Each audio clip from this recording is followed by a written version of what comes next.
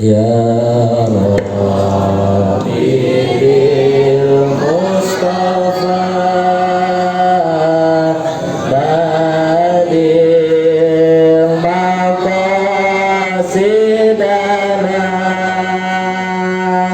waghfir lana ma madha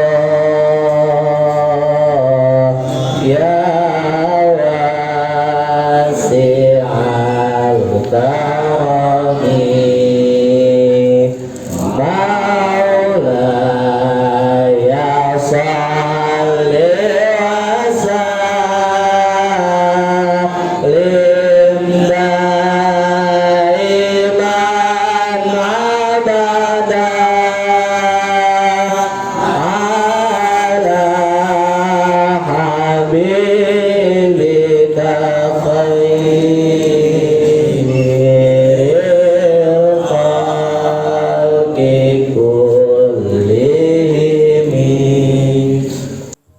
Bismillahirrahmanirrahim.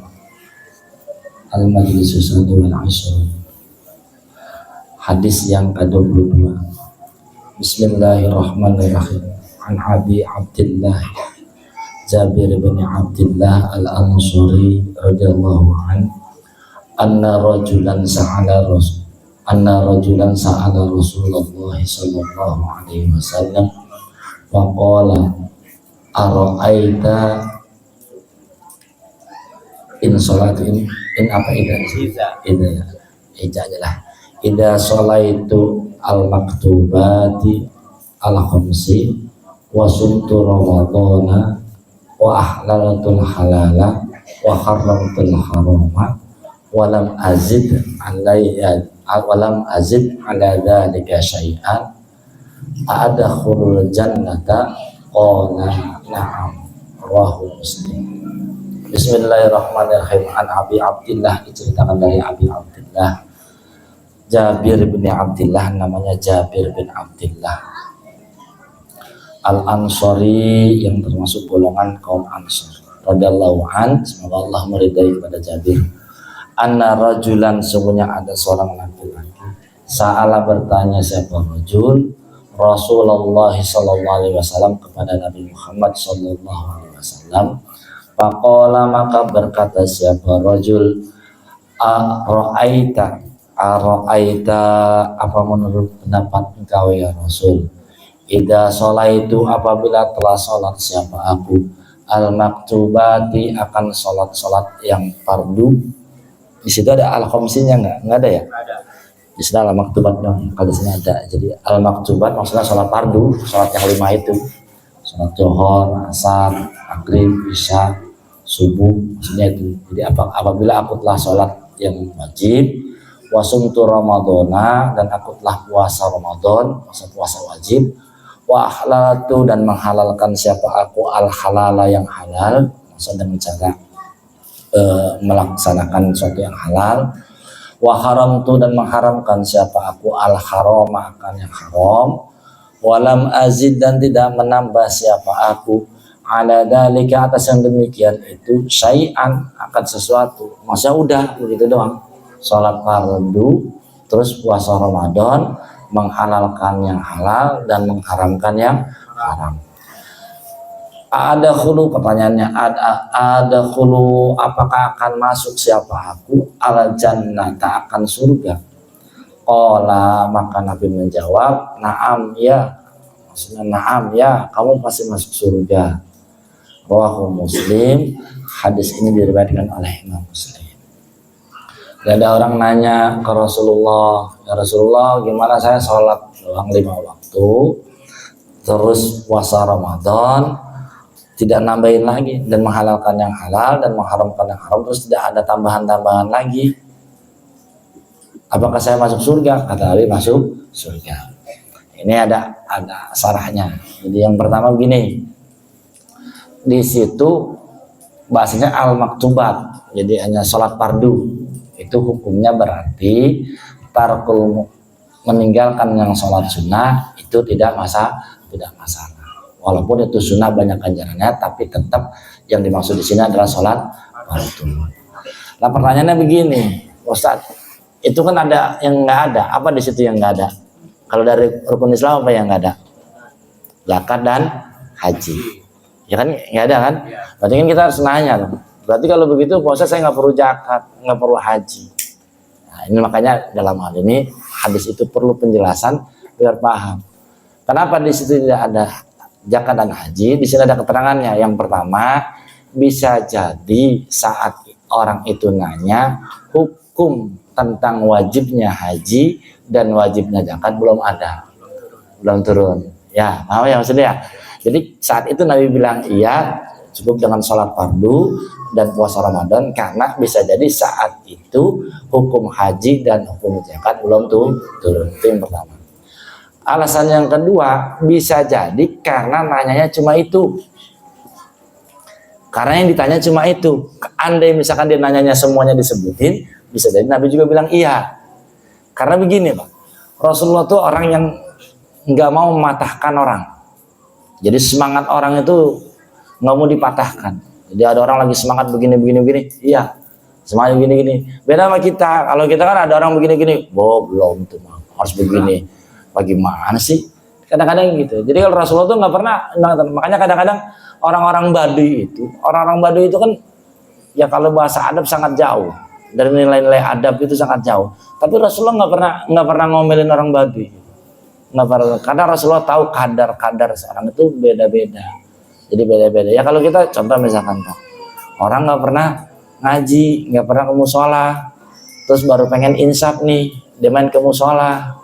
Pas gitu hujan, ada yang kata, pantesan hujan lu ke musola. Itu kalau hujan, kalau sendal hilang marahan lagi. Marah-marah sendal belum pernah hilang nih, pas lo ke musola hilang nih. Ada gitu. Ya kan kita orang yang baru mulai ke musola begitu, males lah ke musola. Kenapa? Ya karena jadi Rasulullah tidak mau memberikan orang itu putus asa dari rahmat Allah. Begitu. Terus untuk keterangannya di sini yang paling banyak keterangan yang ditekankan adalah tentang sholatnya. Tentang sholatnya di sini dikutip tentang banyak pendapat Tuan Syekh Ibnu Athaillah. Jadi Tuan Syekh Ibnu Athaillah di sini salah satunya waqala Ibnu Athaillah As-Sikandari, berkata siapa Syekh Ibnu Athaillah As-Sikandari fil Lataiful Minan, dalam kitab Lataiful Minan. Jadi gini Pak, kalau ngaji itu biasanya nih kalau saya ngaji di pasaran ya di Pajata, misalkan ngaji hikam gitu. Di hikam itu ada pendapatnya misalkan Imam Syarani dalam kitab apa misalkan Tawatul Kubra gitu ya. Itu bang disuruh cari di kitabnya, cari kitab ininya. Misalkan di Lataiful Minan ada bahasa waqala Abul Hasan As-Sajali, berkata siapa Abul Hasan As-Sajali, al-Ihya yuristukal ilmu, kitab Ihya Ulumuddin itu mewariskan kepada engkau ilmu. Maka nggak Tuan Guru ya Ihya, kita buka Ihya.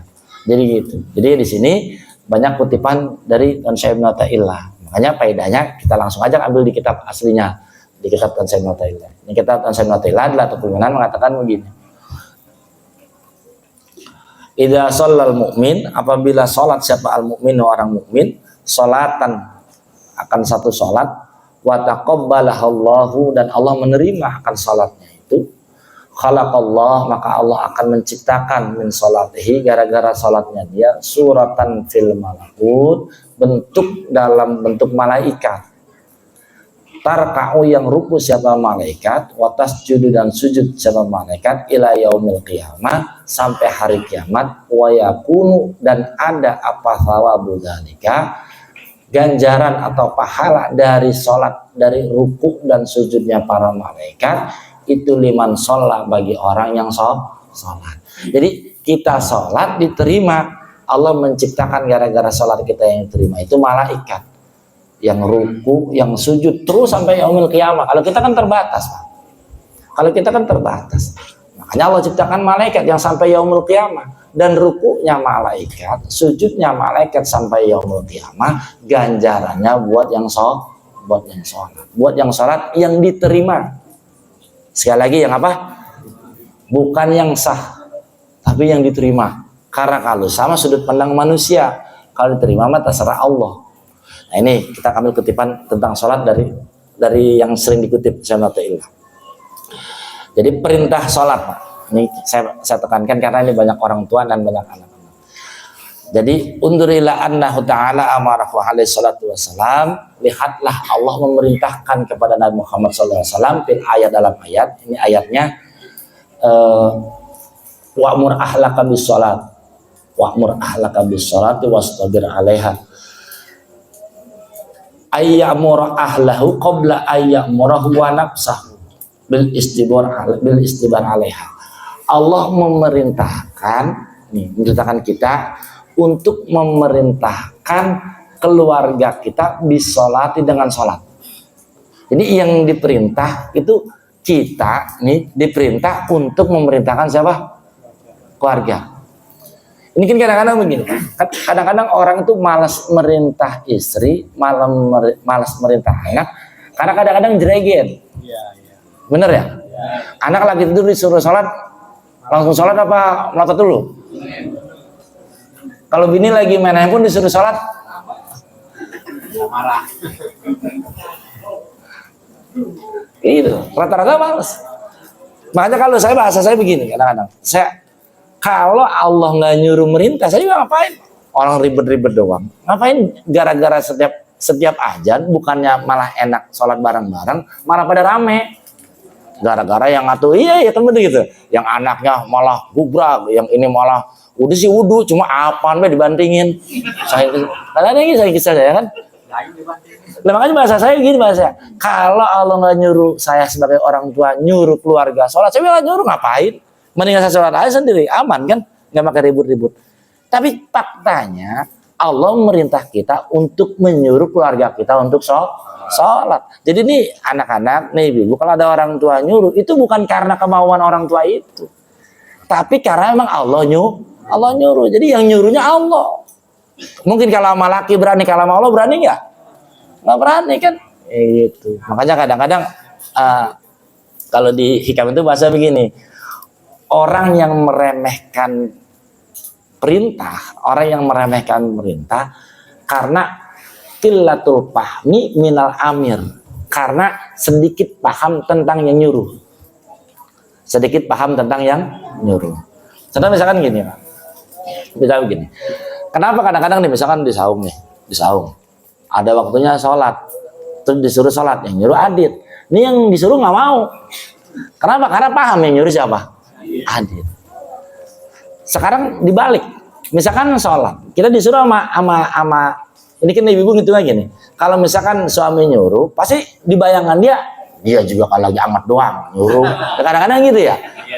Ya kalau lagi malasan dia. Karena dikira gitu. Jadi pahamnya dia yang merintah itu kurang gitu. Tapi kalau kita pahami yang nyuruhnya Allah, kan nggak mungkin.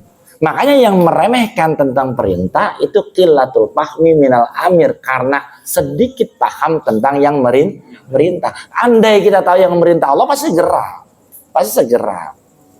Kalau nggak ada yang merintah, Pak Ustadz, azan semuanya main handphone, ya jadi dah, udah. Jadi keluarga handphone dah.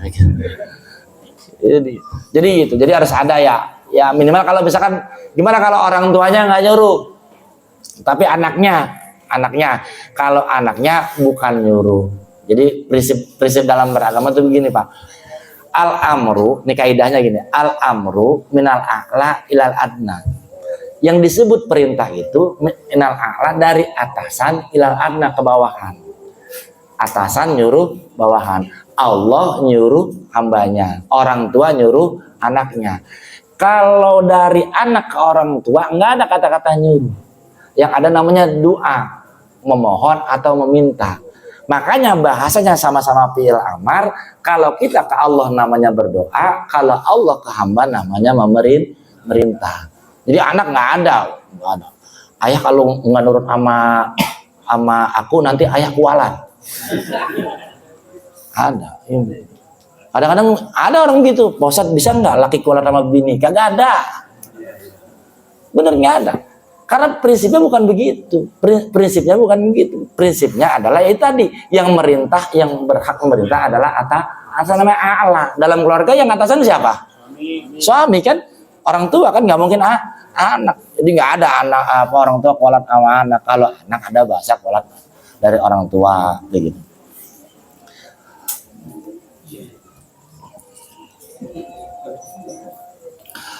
Liyu'allimaka untuk mengajarkan kepada engkau annal ayat sesungguhnya ayat itu syiqat menggiring lil amri untuk perintah bi amril ahli untuk perintah kepada keluarga bi sholati dengan sholat wa nadhara hada inna ma ja'a bi tariqin tabai wa in kana maqsudan fi nafsihi. Jadi kenapa kok di sini perintahnya bukan ke dirinya? Jadi ketika orang tua maksud disuruh merintah kepada keluarganya untuk sholat, orang tuanya sudah paham tentang perintah sholat. Jadi maksud yang tadi adalah ketika suami nyuruh istri, orang tua nyuruh anak, berarti orang tuanya itu sudah paham tentang perintah sholat. Jadi udah sholat dianya. Lakinnahu lama alimal abdu annahu ma'murun fi nafsi bi sholat ilman la syakka fihi. Itu nggak ada keraguan lagi. Para adalah hak, maka berkehendak siapa al-haq Allah Subhanahu wa taala ayyunabbihal ibad untuk membangkitkan al-ibad atau mengingatkan al-ibad kepada hamba ala ma la'allahum ayyuhmiluhu agar tidak meremehkan salat. Fa amara rasulahu, maka memerintahkan siapa Allah rasulahu akan utusannya bidzalika dengan demikian itu liyasma'u bidzalika biar pada dengar siapa umatnya bidzalika yang demikian itu payat tabi'u kemudian mengikuti payakun lidzalika musari'in alal qiyam bihi. Maka ketika tahu akan perintah ini buru-buru menjalankan. I'lam annahu yujibu 'alaika an ta'mura ahlaka bisalat. Sesungguhnya wajib buat engkau untuk memerintah keluargamu dengan salat. Jadi merintah keluarga salat itu hukumnya apa? Wajib. Sama Pak. Jadi kita sholat itu wajib. Kalau wajib dikerjakan dapat pahala, kalau ditinggalkan dapat dosa. Merintah keluarga sholat juga hukumnya wajib. Jadi kalau kita nggak jalanin berarti dapat dosa. Bisa gitu. Siapa yang disebut keluarga? Nah, di sini dikatakan min zaujatin, istri, au ammatin, ammatin itu budak cahaya, au ibnatin atau anak, au ghaira dzalik atau orang-orang yang dalam tanggungan dia. Jadi dalam rumah itu ada siapa? Misalkan Anda bukan anak tapi ponakan, tapi yang ngasih makan di rumah itu adalah dia, maka tanggung jawab dia. Gitu. Hukumnya sebagaimana zakat fitrah lah nanti. Walaka antadurrahum walaka antadribahum ala tarkiha. Ini tapi bahasanya harus hati-hati. Dan bagi engkau antadribahum untuk memukul mereka ala tarkiha kalau tidak melaksanakan sholat. Hukum yang seperti ini poinnya adalah efek jerak. Jadi kalau anak tidak sholat harus ada ruangan untuk bagaimana anak itu takut biar tetap sholat. Kalau zaman dulu pukul biasa.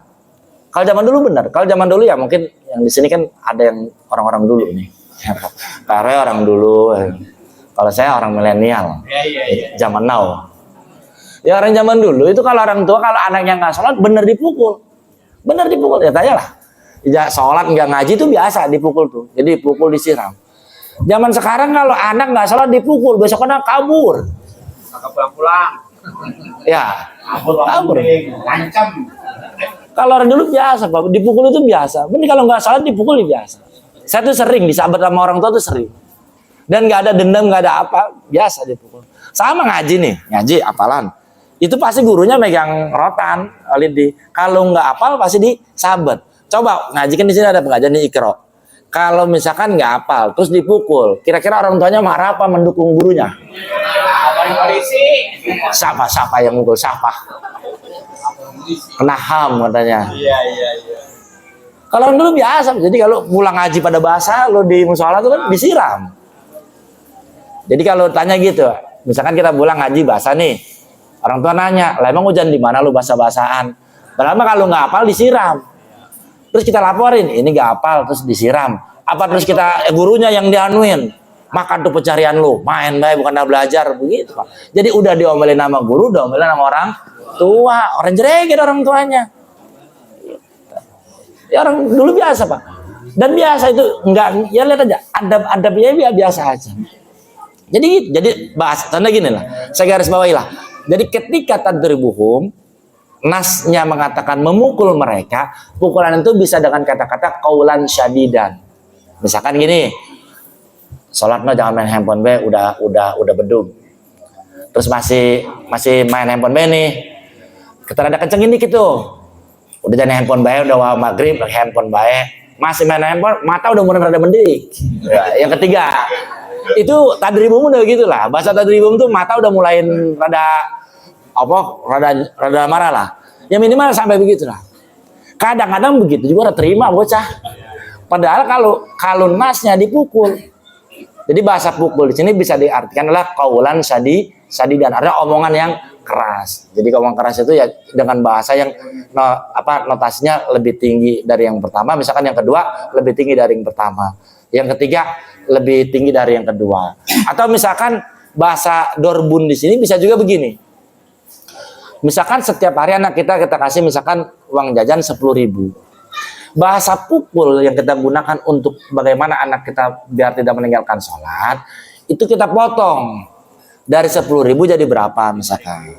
Misalkan jadi 5.000. Kalau nggak sholat, uang jajannya dari 10.000 dipotong jadi 5.000. Sehingga anak itu merasa terpukul.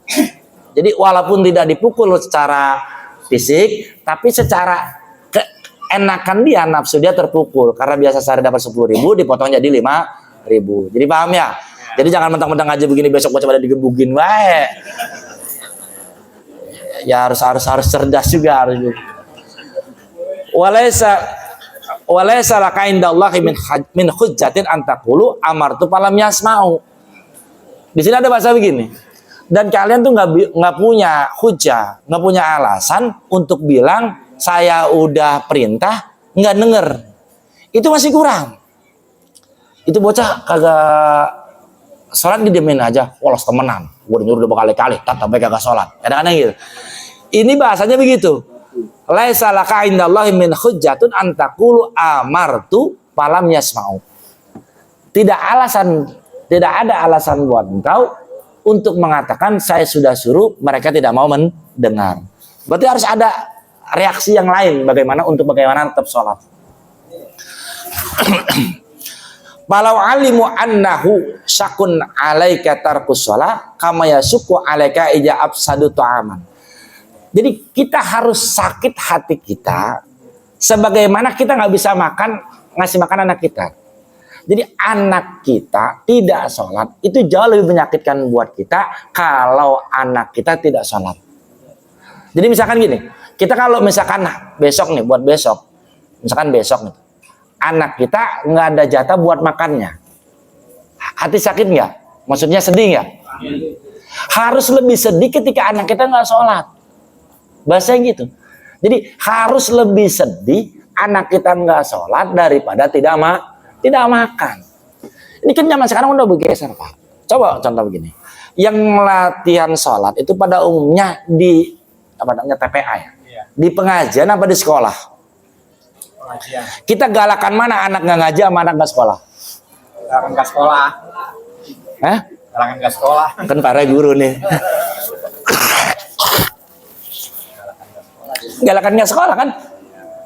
Padahal di sini apa? Padahal kita harus lebih sedih hati kita daripada melihat anak kita tidak sholat dibanding anak kita tidak makan. Ini benar-benar masalah ini.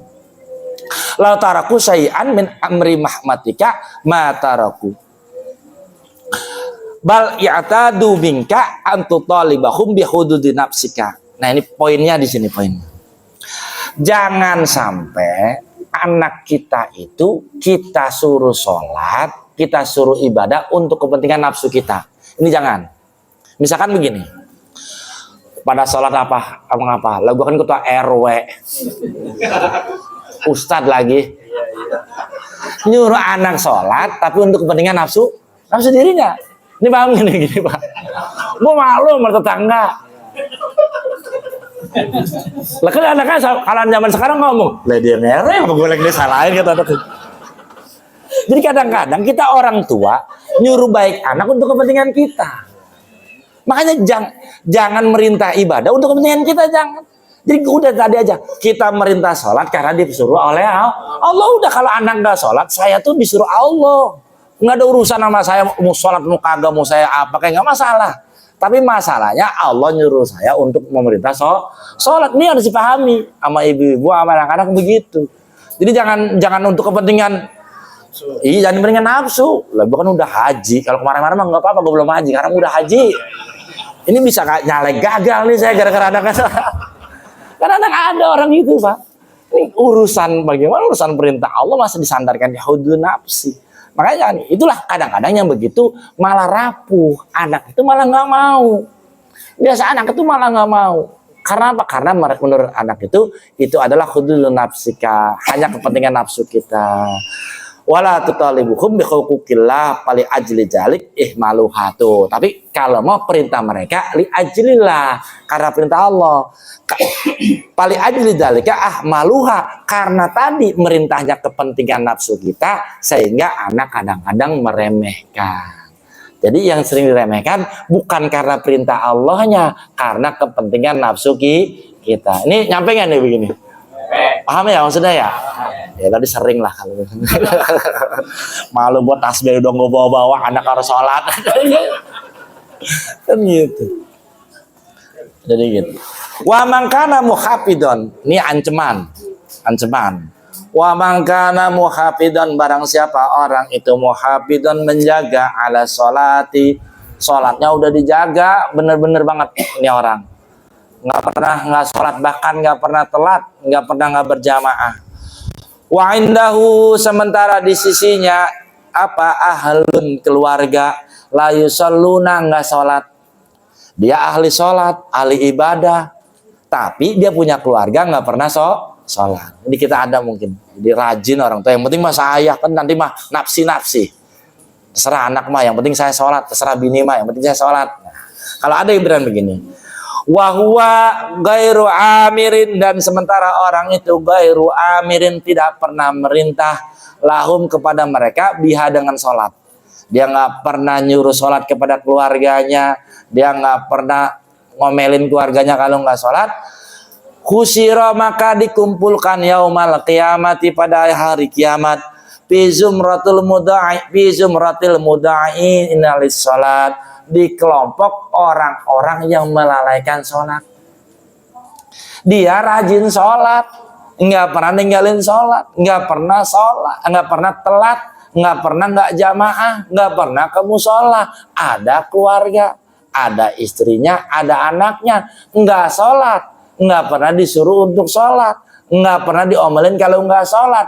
Nanti yaumal qiyamah itu khusyiro, akan dikumpulkan fi zumratil muda'ina li sholat, di kelompok orang-orang yang melalaikan sholat. Lupa, apalagi kita sholat jarang-jarang, keluarga jarang-jarang, nyuruh enggak, ngomelin enggak. Yang rajin sholat aja nanti dikumpulkan kalau dia punya keluarga yang nggak disuruh sholat, dikumpulkan di kelompok orang-orang yang melalaikan sholat, apalagi kitanya udah lalai. Tuh.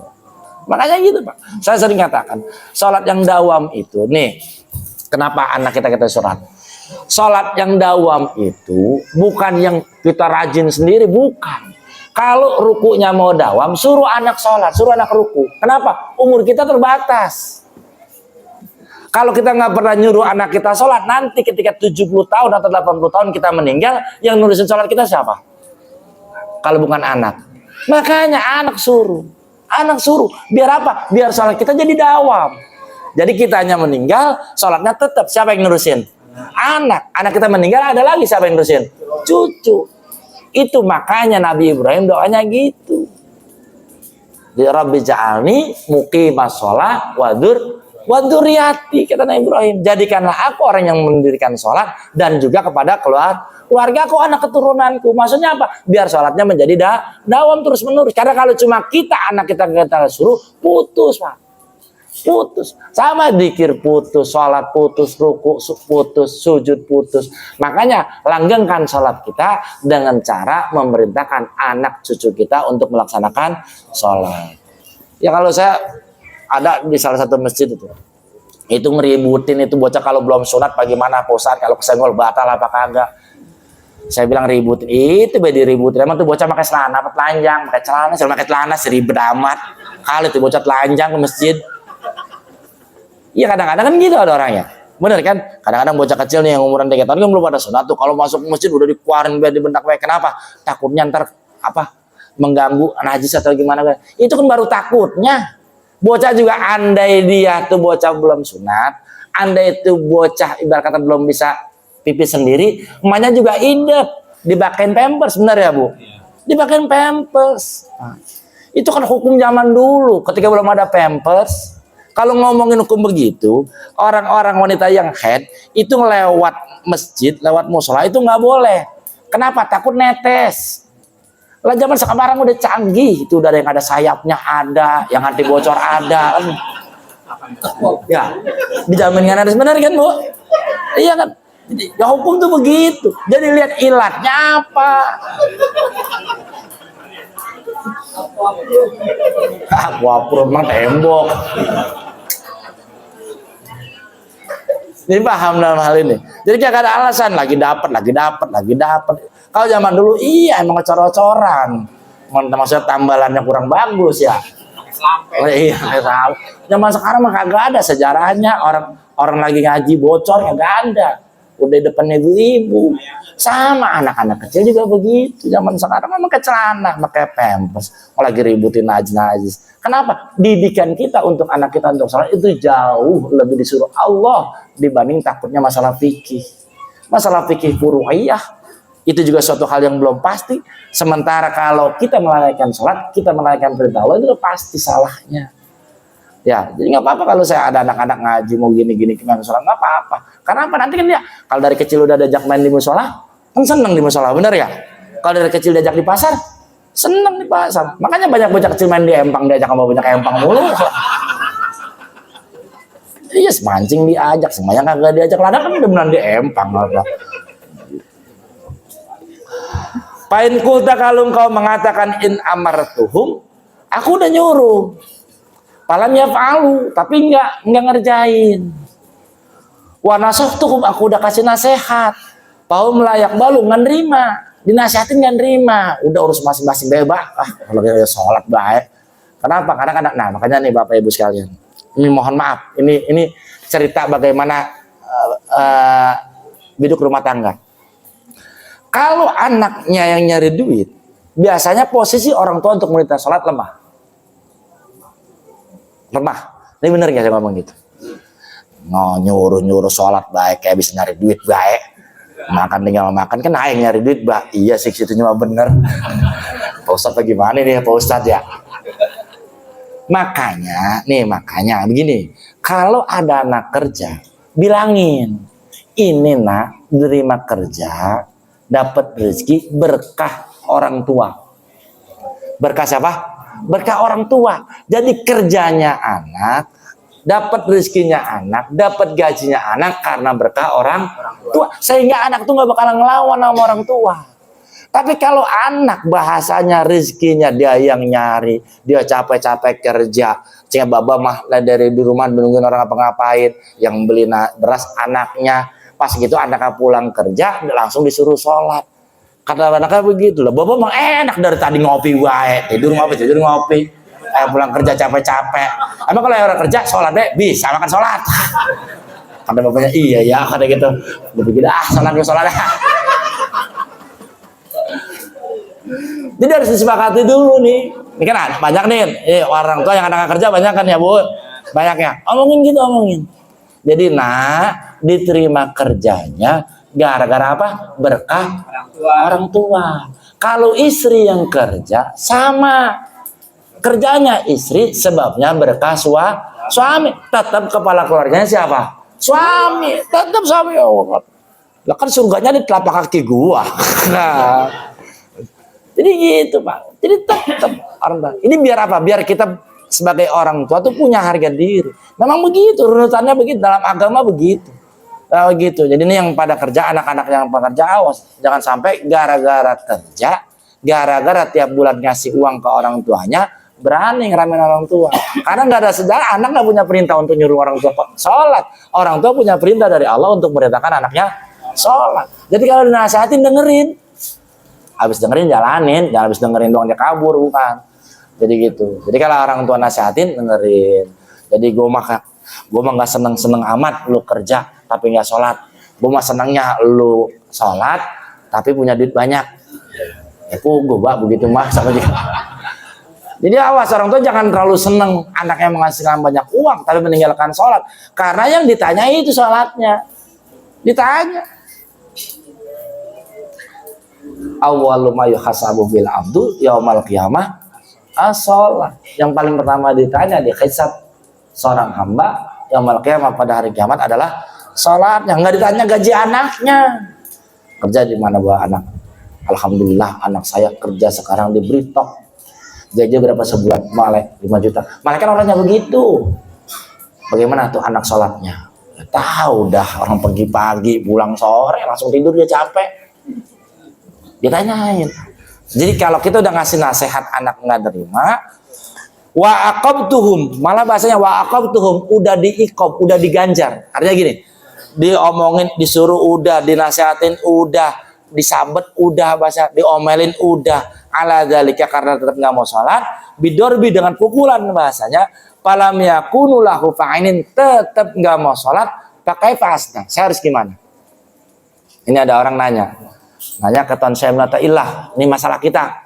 Udah disuruh, udah dinasehatin, udah dipukul, tetap nggak mau sholat. Saya harus bagaimana?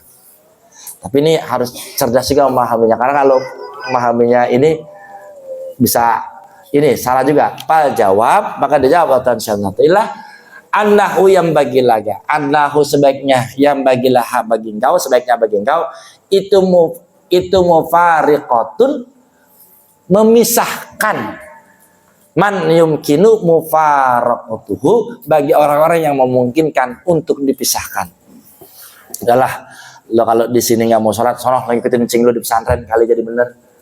Makanya orang zaman dulu begitu, Mas. Saya baru paham kadang-kadang orang tua zaman dulu ketika anak udah kebangetan badung, udah nggak bisa disuruh, kadang-kadang ditaruh di encingnya. Tapi encingnya yang bener di kampung, di pasar makin jadi. Ya kadang-kadang ini jadi misalkan ini kita punya anak nih, anak kita susah banget disuruh sholat. Nah terus ada misalkan saudara kita, adik atau kakak kita yang rajin masalah sholat, tahu ilmu agama, lah anak kita titipin di sana. Dulu tinggal lama cing lo dah, atau tinggal lama kamu loh, kamu mah lumayan, memang sering ngajar ngaji. Maksudnya apa? Karena di kita sudah tidak sanggup. Aslinya beban itu buat kita, tapi ketika sudah tidak sanggup, maka mufariqoh, dipisahin. Tuh, kalian bisa pisahin. Dibayin, bisa juga dijual. Dijual maksudnya bayin itu dijual itu kalau pelayan, kalau budak. Bahasa kita nih bukan baik. Bahasa kita perhalus lagi. Andai ada orang tinggal di rumah kita yang bantu kita, terus nggak sholat, ganti. Bahasa gitu. Kalau kita kan terbalik. Justru emang sengaja nggak sholat, emang biar saya sholat, ada yang jagain warung. Bener kan kadang-kadang orang pada begitu. Bukan hanya urus sholat di rumah, malah disuruh nggak sholat. Ya kadang-kadang gitu. Padahal di sini kalau ada pelayan, kalau ada budak nggak mau sholat disuruh jual, disuruh ganti. Kita nih, misalkan bayar orang buat apa, misalkan untuk memperkerjakan orang buat apa. Orang itu nggak pernah sholat, kita suruh sholat tapi nggak mau, disuruh ganti. Bukan dihitung cuma kerjaannya, dia mau sholat maka cuma kerjanya rajin banget, katanya gitu. Bukan seneng sama cara kerjanya, tapi seneng kalau dia sholat. Tolakin atau dicerai. Serem nih kalau udah begini. Cerai. Cuma gara-gara apa tuh? Suruh sholat. Set kalau gitu biar janda nih kalau sekarang kalau dilakuin mah nih. Bini disuruh sholat, udah disuruh nggak mau, dinasihatin nggak mau nerima, udah diomelin tetap nggak mau sholat, disuruh apa? Nah, ini punya mal.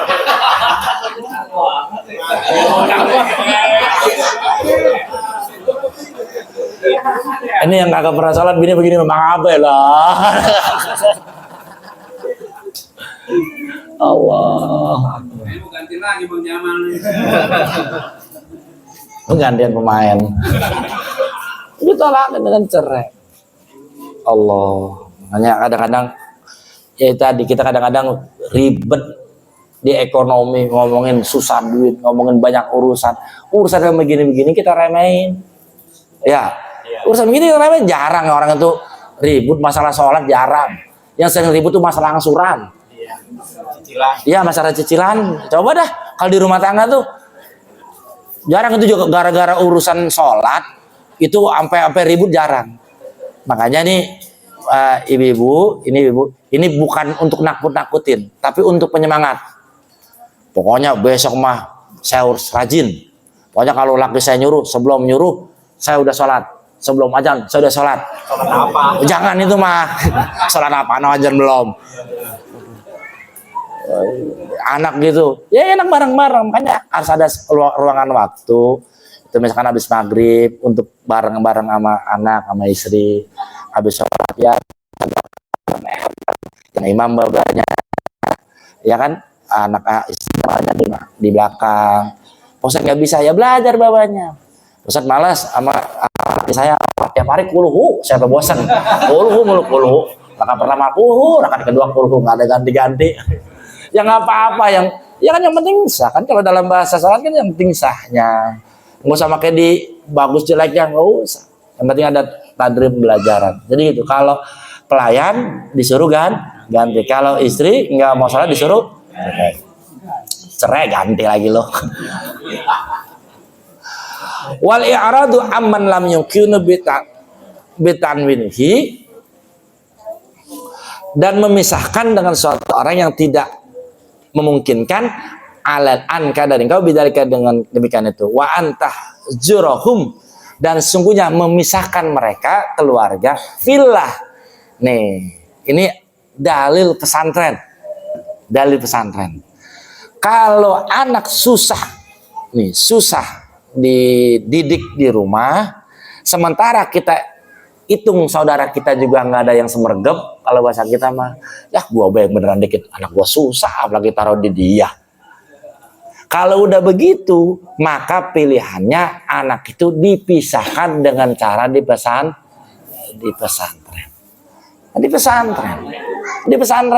Kalau anak yang dipisahkan di pesantren itu pilih karena Allah, jadi benar-benar menyantuni anak itu karena Allah. Biar anak kita bisa sholat, anak kita bisa ngaji, biar ke Allah, pilih ikhlas karena Allah, bukan karena tujuan biar jadi urusan, bukan. Biar anak kita benar dalam urusan ke Allah, itu kita pesanan, kita pisahin. Kalau begitu, ta'innal hijra billah yujibu sillatu bihi. Karena anak yang dipisahkan tapi pilih itu akan jauh lebih erat silaturahminya. Jangan kira anak yang 6 tahun gak ketemu, yang ketemunya cuma setahun sekali atau sebulan sekali sama orang tuanya, itu lebih jauh dibanding anak yang setiap hari ketemu. Bisa jadi yang terpisah itulah yang lebih, karena menurut Tuhan saya adalah hubungan anak dan orang tua yang paling erat adalah yang terpisah. Yang terpisah itu maksudnya yang di pesantren nih. Ini pesantren. Kalau sanggup di rumah untuk didik anak sholat, didiklah. Kalau nggak sanggup, titipkan kepada orang yang mampu mendidik. Kalau nggak bisa pesantren, ya di sini ada di TPA, itu DPA. Makanya Bapak Ibu sekalian, anak itu kan apa ya? Jadi setiap ibadah yang dilakukan anak itu orang tua kebagian. Enak kan? Kita sholat 2 rakaat, pengen dapat 4 rakaat, anak kita suruh sholat. Istri kita suruh sholat. Tapi sebaliknya, setiap keburukan yang dilakukan oleh anak kita, kalau kita tidak pernah memberitahu dan tidak pernah mengarahkan, berarti setiap keburukan yang dilakukan anak kita kebagian. Hitung-hitung dah tuh, anak kita banyakkan berbuat baiknya, apakah banyak berbuat buruknya? Ya kita hitung-hitung, lah ini mah tekor Pak Ustadz, sayanya begini, mana bocah begini semua. Makanya ayo Bapak Ibu sekalian, kita benahi rumah tangga kita sedikit demi sedikit. Yang pertama dari urusan sholat dulu nih. Jadi dari urusan apa? Sholat. Jadi kita benahi, kita lihat diri kita, terus kita lihat anak kita lihat orang-orang yang tinggal di dalam rumah kita, apakah udah benar sholatnya atau tidak. Jadi mudah-mudahan dengan pelajaran yang kita kali ini, mudah-mudahan Allah jadikan kita semua orang-orang yang selalu mendirikan sholat, dan juga kepada keluarga kita, anak-anak cucu kita. Al-Fatihah.